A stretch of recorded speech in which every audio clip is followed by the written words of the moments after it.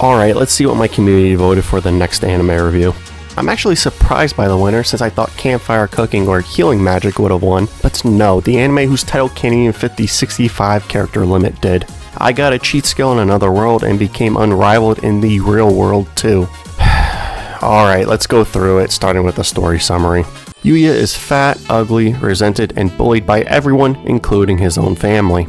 Even despite all of the hatred he receives, he offers kindness to others in return, because that is how he wishes to be treated. The only person who shows any kindness to Yuya is his grandfather, and unfortunately for Yuya, he dies, leaving him all alone. Luckily, his grandfather leaves Yuya his house as an inheritance, and with it comes something greater than he could have ever imagined. Hidden away is a magical door leading to a fantasy world. Once he crosses its threshold, his life completely changes. Yuya's body undergoes a radical transformation. He gains access to a plethora of overpowered weapons, equipment, and items, and even gains ridiculous power and skills which improve as he trains them. The anime I Got a Cheat Skill in Another World and Became Unrivaled in the Real World too is unique since Yuya has the ability to travel between two different worlds at will. With this newfound power, it gives him a brand new life, not only in this new world, but his original too, being able to take his skills with him wherever he goes. It's almost as if he hit the reset button in a video game. He is able to experience stuff he never would have before, being able to challenge himself with new things, and is able to help those in need.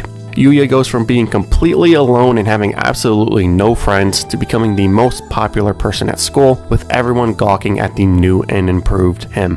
Since Yuya can go between worlds at will, this anime has two different plots going on at the same time, but the balancing between both of them is mediocre. One's plot is completely awful, while the other's is at least decent to watch, but even that one is still bad. Anything involving Yuya's original world is horrendous. His time spent there ranges from normal school activities to random encounters straight out of the Yakuza game franchise. One minute he's attending class, the next he's a stand-in model. He plays as a superhero, saving 3 girls from a burning building, and even showcases his strength fighting off a gang of delinquents. Stuff that happens in his original world has nothing going for it. The storyline has no depth or intrigue, and it's just used as a means to flex his ridiculous powers in a powerless world as he gets used to his newfound popularity. The same thing can be said of the characters being one-dimensional and boring as well.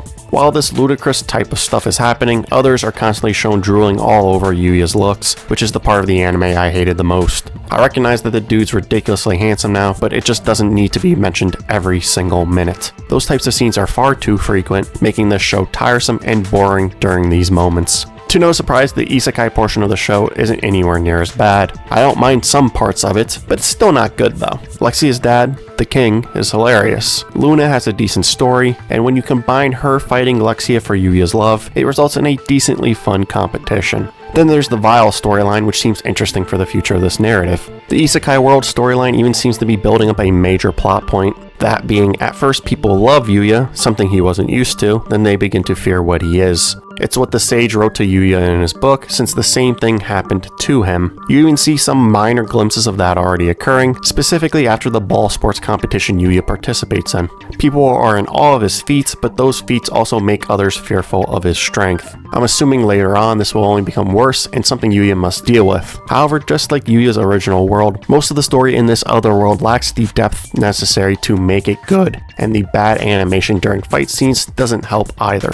Speaking of animation, watching this show's animation quality in particular is something else. Let's get one thing out of the way. Overall, the animation is bad. It can be fine at times, but usually there's something wrong or off about it, with most of the problems stemming from the action sequences. Sometimes it's a moving PNG across the screen, and other times the animation is just littered with effects that make it difficult to figure out what you are even watching because it's so blurry. Possibly the worst part of the animation is the frequent use of awkward shots in various scenes to help hide the bad animation or to avoid animating it altogether. Is the show unwatchable because of that?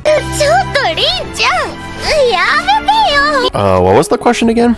Look, this show isn't unwatchable, but it's definitely subpar in terms of animation quality, taking some time to get used to it. It also makes you question whether somebody actually watched it back and was okay with the quality that was being put out. I like the art within it, but that's really the only positive I can say production-wise for this show. The Cheat Skill anime is one of those it's so bad that it is good stories. A guilty pleasure anime. I wouldn't say that it is a complete dumpster fire, which is a term I reserve for irredeemable garbage, but it's very close to one, and I wouldn't criticize you for saying that it is. Its premise is actually interesting, especially having the ability to jump between two different worlds. However, that's really where the positives end.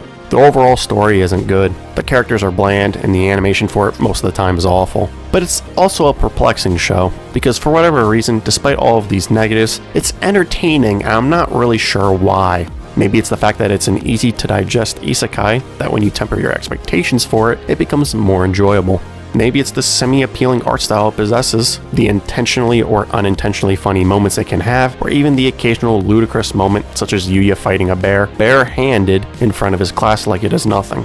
As bad as this show is, these small moments, which usually aren't even good either, somehow hooked me enough to watch all of it and enjoy my time doing so, perhaps because I didn't take this anime seriously. The show feels like a perfect palate cleansing anime, one you should watch when you are burnt out on watching other stuff but still want to watch something. It'll definitely help you to appreciate the good shows, since this one is far from that, but it's still enjoyable in its own way. Even if I think an anime like this is bad, I find that there's usually something you can take away from it, whether it's a plot point that was well done, a moment such as a fight or emotional scene between characters, or maybe a piece of life advice you can use. The worse a series is, the more you have to search for the takeaway. In most cases, I'd say that any story's initial concept is interesting. It's usually the reason why people decide to watch stuff like this, but how the story is carried out tends to be flawed. Instead of fleshing it out, it is simplistic throughout, never developing any depth. At times throughout the narrative, it reminds the viewer of the reason why they started watching it, keeping you interested just enough to continue consuming the piece of media, but then immediately returns to mediocrity, never trying to develop that aspect any further.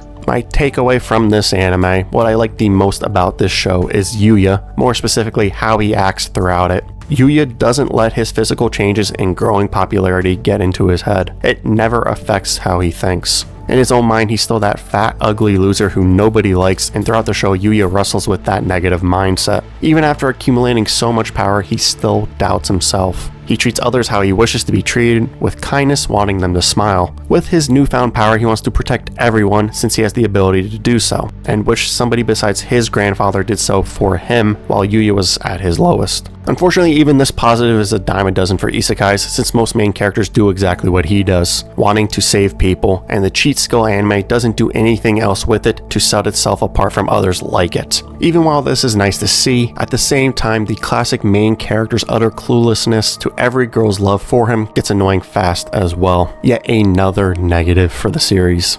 With all of that being said, I wish Cheat Skill really leaned into Yuya being the former loser he was. I would have loved to see that for 2 or 3 episodes straight at the beginning. See how poorly he's treated by his family and by his classmates. Observe how that affects him mentally through his self-doubt and self-deprecation, then give him the power and popularity that is gifted to him because of this new world. Some of these things are already in the anime, but how they are portrayed just isn't enough, being too shallow and underdeveloped. Something that would have easily made the Cheat Skill story better is by not having Yuya move schools, but have him already in the prestigious Osei Academy from the start, being treated as an outsider. From there, you can observe how people treated Yuya before his transformation. This allows the viewer to see just how quickly people change their opinion of him once he changes. Then you can tie in Kaori's story much better, one of a girl who actually saw the true Yuya when he was at his lowest. Only Kaori has been able to look beyond his physical appearance and appreciate his personality and character before the change occurred. He may physically look different, now possessing great power, but he's still the same person, acting the same exact way. This newfound popularity and power has not changed him in the slightest, and Kaori knows that. Her storyline is one of the many examples of an underdeveloped story that occurs throughout the Cheat Skill anime.